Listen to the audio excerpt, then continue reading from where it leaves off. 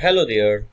Running Google Ads. Before anything goes live, you need to add a payment method. Let me show you exactly how to add a credit card to your Google Ads account step by step.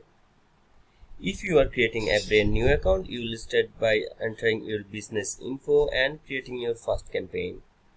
Once that's done, you will land on the enter your account and payment details page. Choose your billing country, then currency and payment methods available. Select your time zone carefully, it affects your reports and billing. Got a promo code, enter it in the introductory offer field and hit apply. Next, click create a payment profile. Then choose your profile type. Most people stick with organization, but you can switch individual if needed for tax reasons. Now enter your organization name, legal name and address, then click create. Easy. Now back on the payment page, click add payment method. Now enter your credit or debit card details.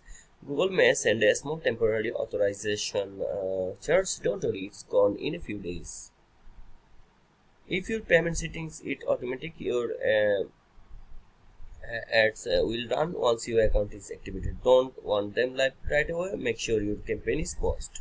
If you are on manual payments, you will need to add funds first. Just go to billing summary, then click add funds.